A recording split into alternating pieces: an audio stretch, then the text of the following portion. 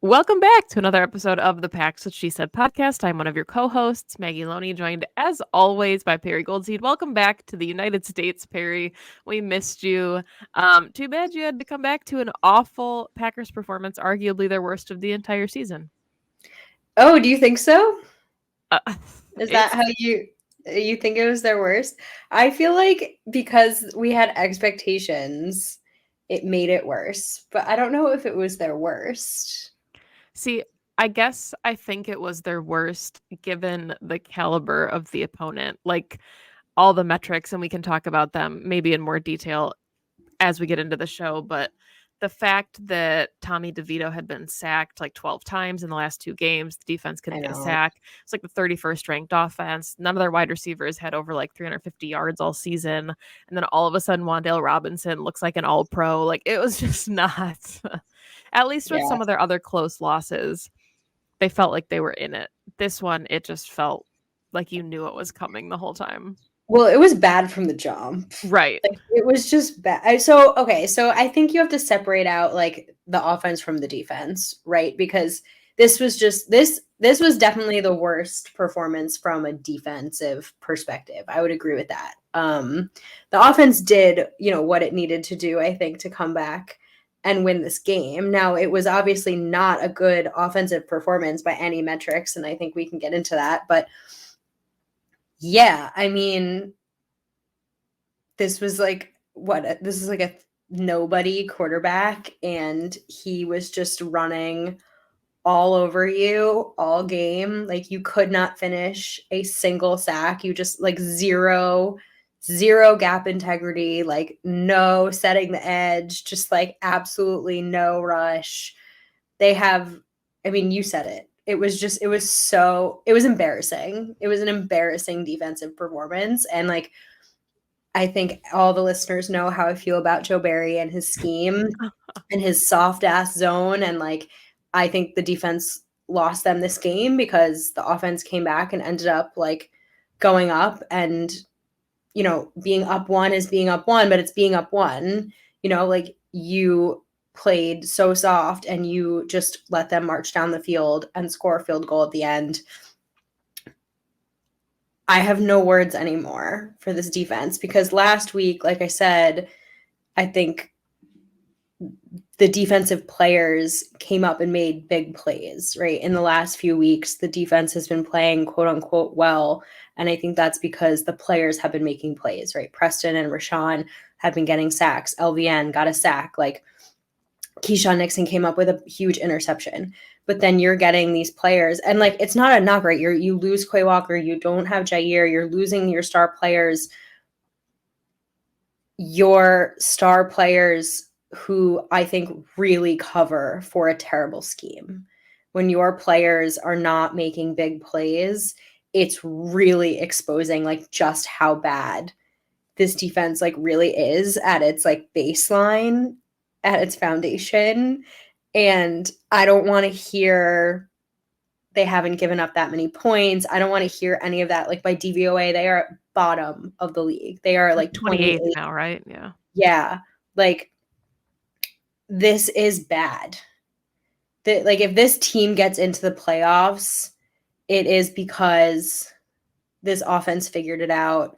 Like this defense is bad. And again, I don't think it's because of the players. I think the players actually like make up for the fact that the scheme is just so abysmal. And I'm so ready to move on from this like soft, prevent, terrible, disgusting bullshit that we watched last night. Because again, if you go up against Patrick Mahomes, sure, but your inability to change the way you play week to week is the problem. You're going up against Tommy DeVito. Like, send the damn house. You couldn't get him down once. And again, it doesn't help that, like, your guys aren't tackling, right? Or that, like I said, there's no gap integrity. Like, were execution issues for sure. I'm not excusing that, right? It was bad all around, but it starts and ends with what you're calling. And the calls were bad. And I think the concern too, we talked about what this Packers team could be in the playoffs if they made the playoffs, what they had to do to get there. This was a Giants team that was averaging 13.3 points a game, and they put up 24 points. As it stands right now, the Cowboys are the second seed. The Packers would be the seventh seed. The Cowboys are first in the league in points for. They're averaging 32 points a game. And you're telling me that the Packers are going to go to Dallas and somehow have a chance against that offense when the No. Giants. But that's what I'm saying. Like, if you can't Yeah. get it together Yeah. against one of the worst offenses in football, then why even go? Like, what's the point of the playoffs? Like, Yes, 100%. It's a level of like playing down to your competition that I find really discouraging. And once again, I kind of, as I was watching last night, was saying to myself, okay, we expected the ups and downs. This was going to be a roller coaster season. We've had a huge high for the last month.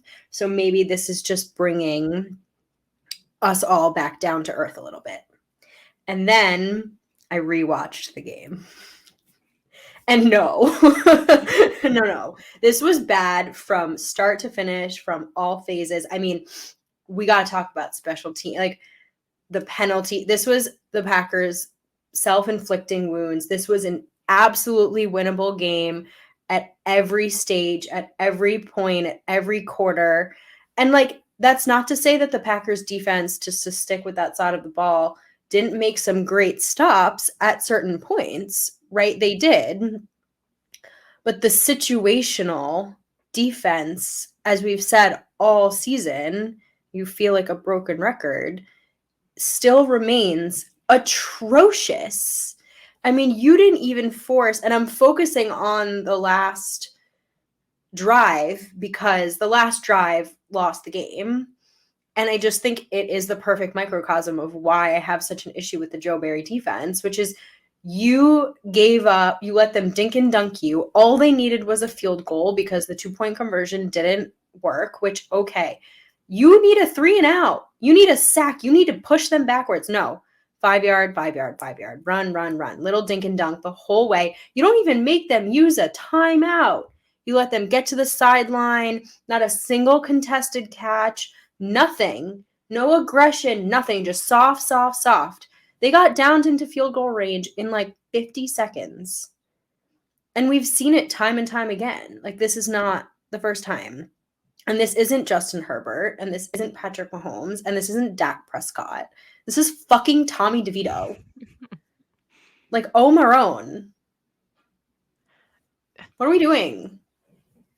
yeah, it's just inexcusable the way that they've played the last couple weeks to regress that much. And, you know, we talked about it, Jacob and I talked about it in the preview show, like, there were going to be ups and downs, and it was impossible for this to be a Packers team that was going to beat the Lions, beat the Chiefs, and just, you know, go on like a 7 straight win streak into the playoffs. Like, that was never going to happen. They were going to hit a number of bumps, and, you know, another bump was coming.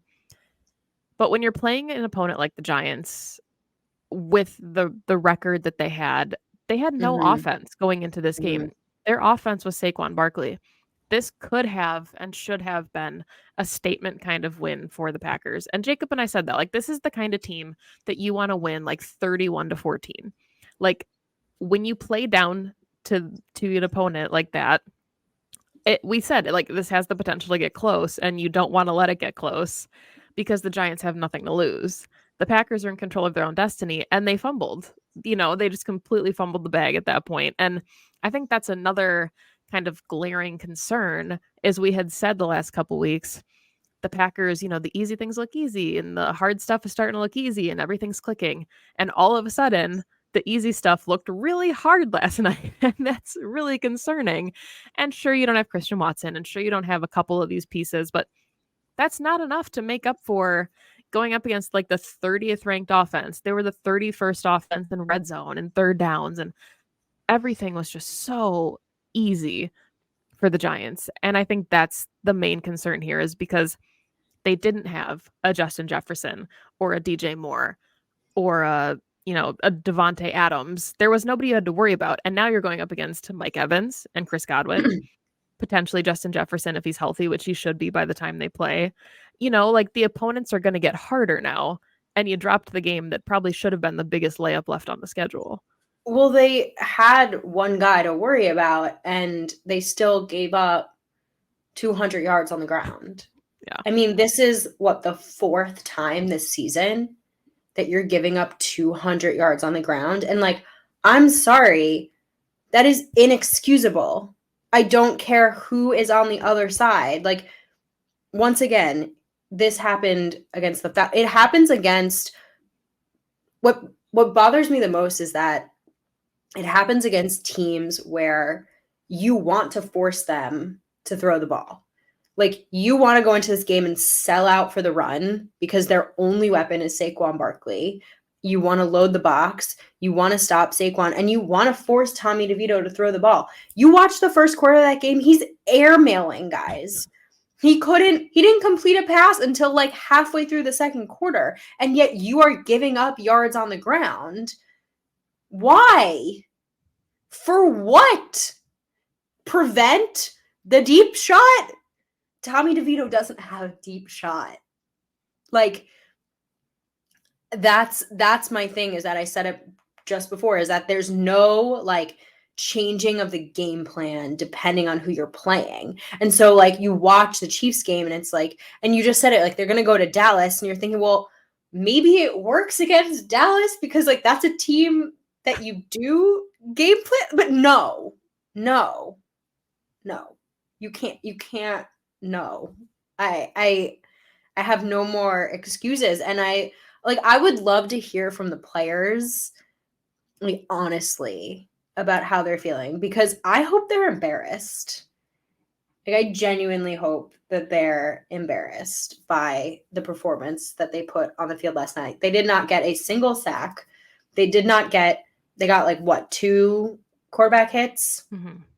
They gave up, the Giants were incredibly efficient on third down. The only fumble, like the turnover that they got, was a turf turnover. Like the Packers, it was self-inflicted. Yeah. The Packers did not earn that turnover. That was luck.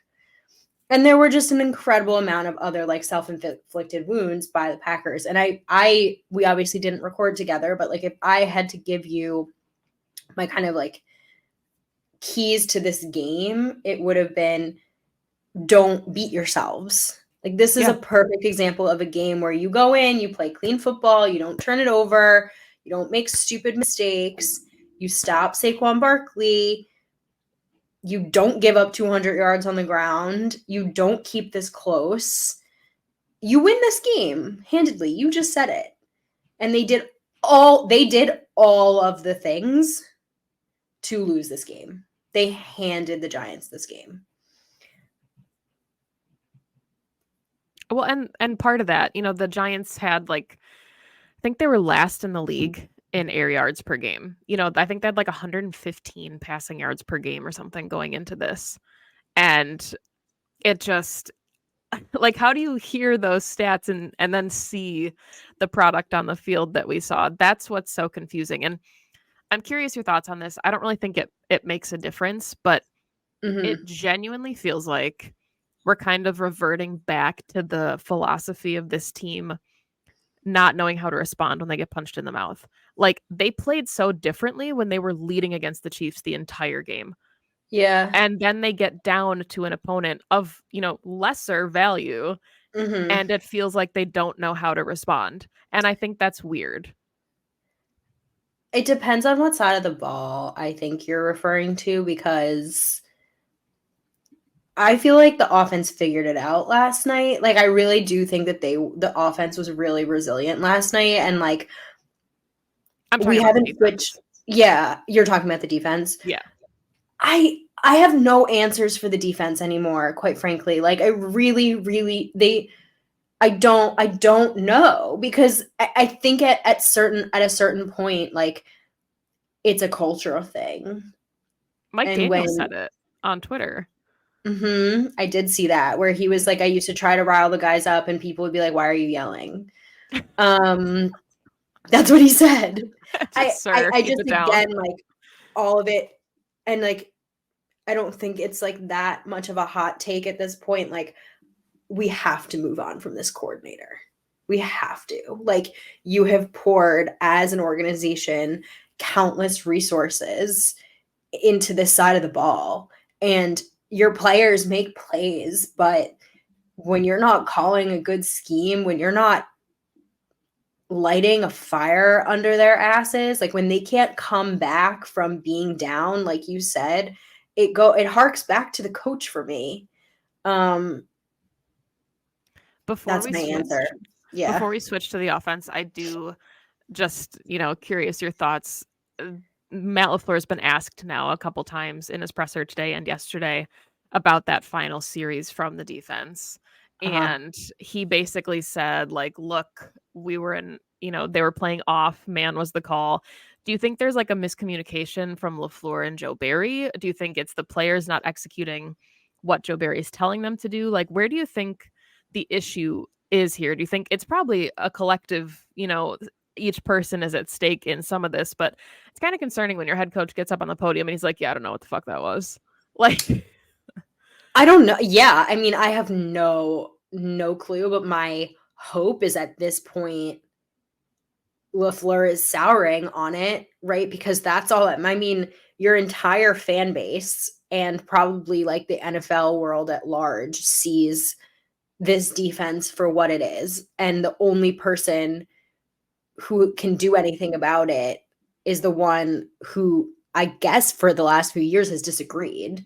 So I'm waiting for Maddie to make the decision. And the thing for me too is, and someone pointed this out on Twitter, and I thought it was a very apt, it was probably Andy Herman. It's just like, it's been the same thing yeah, over and over and over again, right? It's been 3 years of the same thing. And like, if you listen to the show, we have been saying the same thing about this defense for years. And like, the personnel has changed. Players have gotten better. They've added coordinators have new, changed, or I yeah, mean, like position coaches have changed. position coaches, like they have added pieces. And the one thing that hasn't changed is the product on the field and the guy calling the shots. So it's just like, come on now. No, come on now. Like, your offense is young and inexperienced, and they've looked great the last month, and they struggled a little bit in this first half. It was a really gross half of football. It's gonna happen, but they came back, right? Like, this offense came back. They figured it the fuck out. They came back and they scored, and all you needed to do is get a stop. And you couldn't do that. Yeah. Yeah, I mean, that's bad. That's really, really, really bad. Yeah. Um, And it's not like this so defense was amazing, right? Like the Giants defense isn't great, but they have a high turnover differential. They rely on yeah, turnovers. So there were a yep, lot of things that you knew going into this game. We said on the pre-show, Jacob and I, like, protecting the football is paramount, and you mentioned it earlier, like the self-inflicted mistakes. So going into this, like, the offense theoretically had the harder job, right? The defense was better than the offense. absolutely. And somehow, and I thought I mean, we can switch to the offense at Yeah, this point, but I thought the first, maybe even half of football, I was like, what is going on? They don't look on the same rhythm. It didn't feel like the offense we had seen the last couple weeks. But you said they figured it out. They figured out what worked. They got guys involved that needed to get involved. So it really comes down to me, and no phase played great, right? Like they're all getting at least C's or worse. Like these aren't great marks, but I don't think the offense is what lost the team this game. no. And again, like, do you wish that they had looked like a juggernaut and scored on every single drive and that it didn't matter for this defense? Yeah, but we have known all season that like this is just like kind of what this offense was going to be. And Jordan did not have a great game. He looked really unsettled. I don't want to blame the weather, but like it was windy as hell and you could tell that he was struggling. And I don't really know why Matt like moved away from the run game, because Dylan looked like he was barreling and doing just fine. But I just feel like this, like for me, the defense has no more grace period. Like I'm out of patience for them. Whereas like this offense gets a grace period. And again, even with a struggle, this like abysmal first half, they came back to take the lead, right? Like they did it. And they show like a level of resiliency that they should be applauded for. Like they should have won this game coming back to like, and like, ref show again, everything possible to like not have them get that score. Malik Heath made an amazing play at the end of the game. I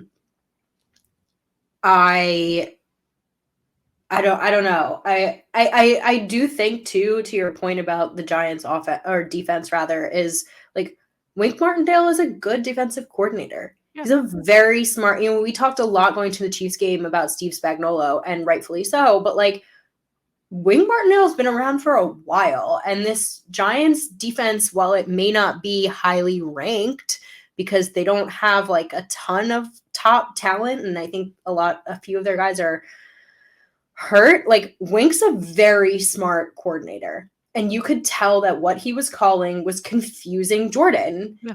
And like fair enough, he was blitzing him, he was calling some like really confused, and the O-line was playing terribly. They were not doing well against this Giants front, and like we've said a lot of this season that there have been a handful of pass rushers that have given them a really hard time, and Dexter Lawrence is absolutely one of those guys.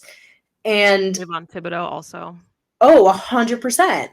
And so again, like they did not play their best. They had penalties, they had turnovers, and they're going to have to clean all of that up. They're missing a bunch of their weapons. Not an excuse because they've had injuries all across the season, but they figured it out.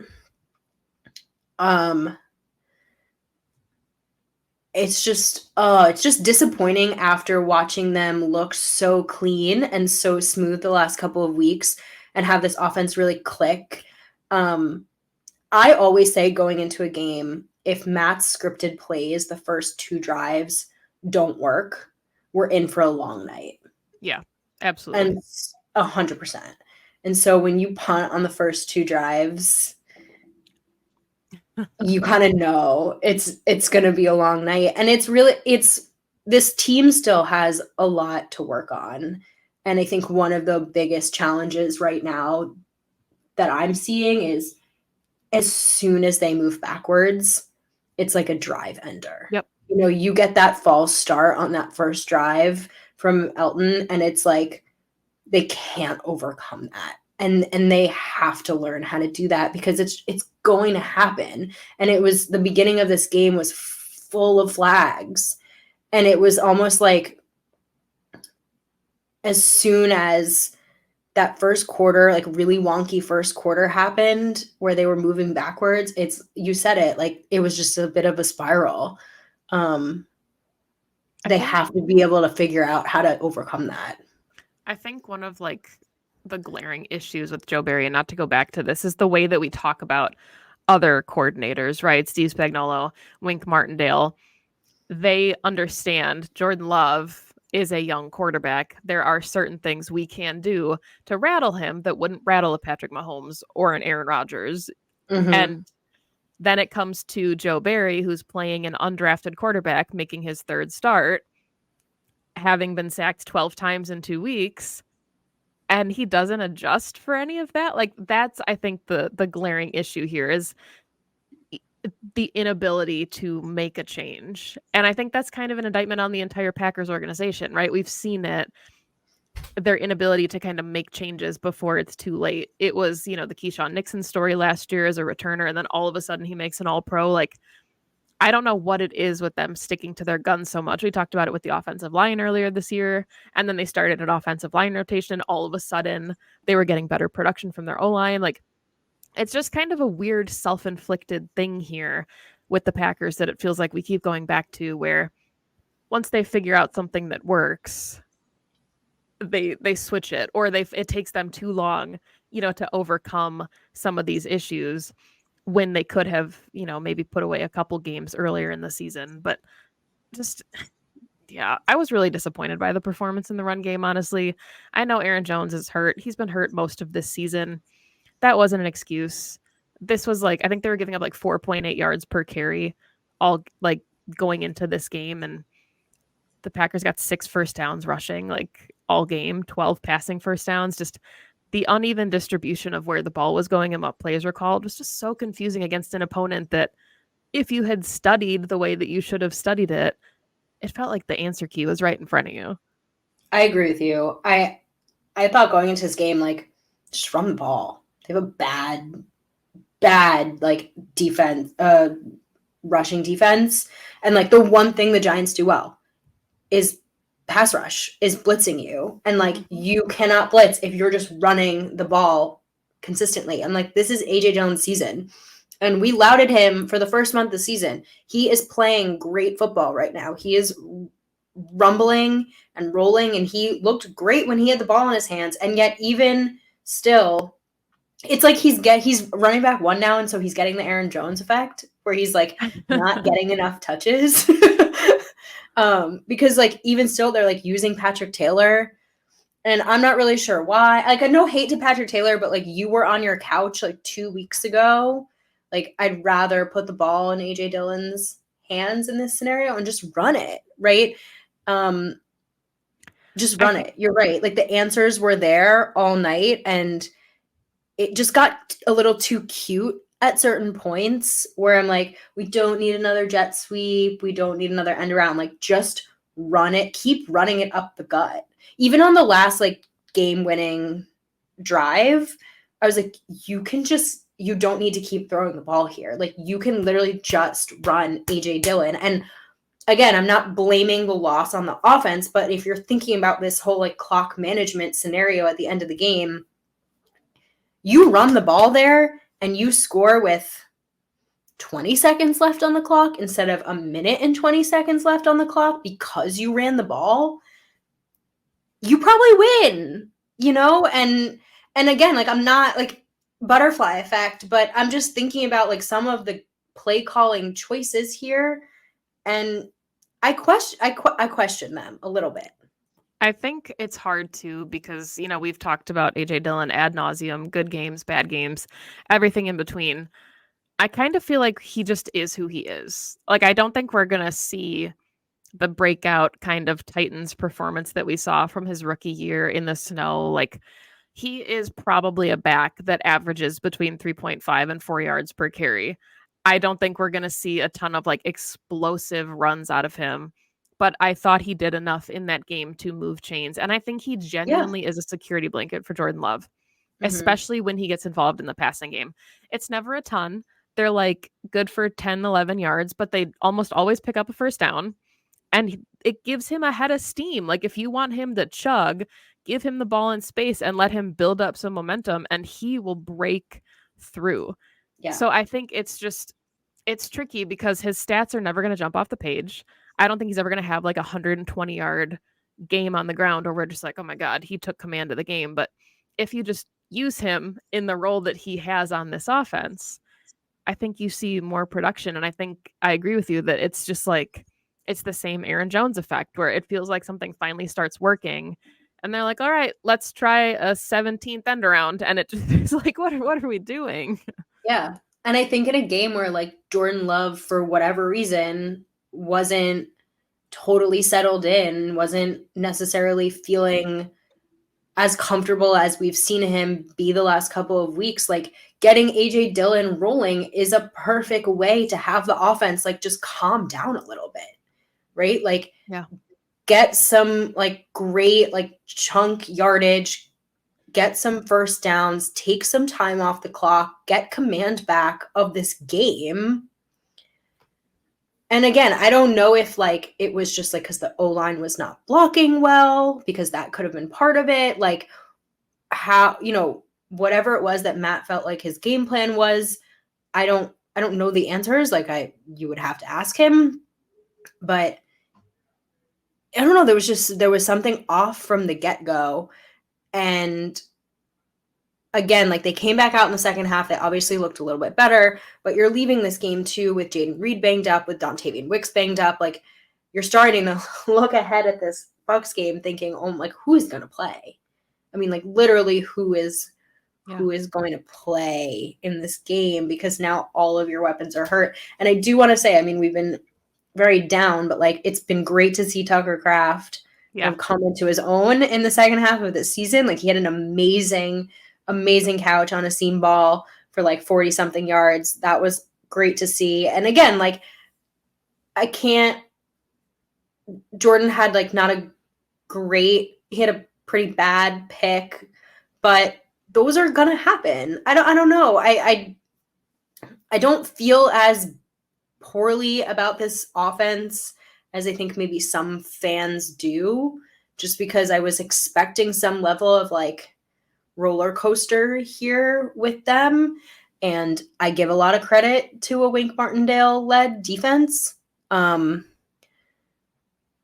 I think mostly because they did end up like kind of rallying and coming back. They didn't. This side of the ball does not let themselves get punched in the mouth, to your question earlier. Mm-hmm.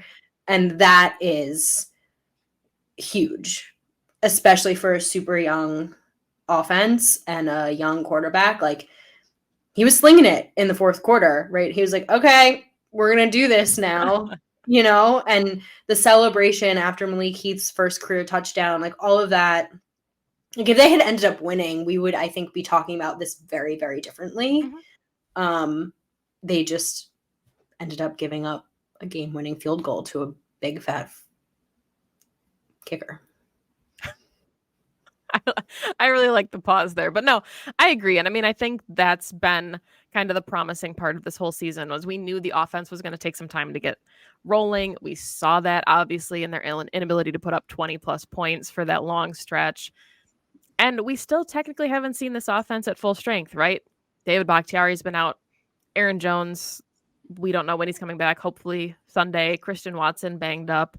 Like this offense has had to make do. Luke Musgrave gets his first career touchdown, lacerates his kidney, which is just horrific. Like, yeah, for the ups and downs of this offense, I agree with you that the compliments that Jordan Love should receive is that he has always kept his poise, regardless of if he throws a pick. Like he's always calm and collected, and I think he has the ability to rally the troops. And we've seen the troops rallied a ton on the offensive side of the ball. And I don't know where the disconnect is because it feels like there's such vocal leaders on defense. Like I personally at 5'4" would try to run through a wall if Rashawn Gary told me to. And I don't understand why it doesn't seem like it translates on defense the way that we talk about, this resiliency on offense. I don't know either. I think before we wrap, we should just touch on special teams. Because oh my god, just fucking fair catch the ball, like just because Keyshawn, buddy, like I'm a fan of yours, but you had a very bad game. You had a bad game on defense and you had a bad game on special teams, and I know he always is looking to make a play. Like I appreciate that, but just know when to go down. Like just and like there were certain things though too that I can't fault guys for. Like the Rudy Ford penalty, I don't know what he's supposed to do there. Yeah, when you're going full speed, or like the blind side block that wasn't blind because they were staring at each other. Like, but in general, I just find this Packers special team to be so undisciplined. Yeah. And they brought in a guy who's supposed to be like some special teams guru, and they still can't fix the Packers special teams. I'm not sure what they're supposed to do about it, but they're the most penalized special teams unit in the league.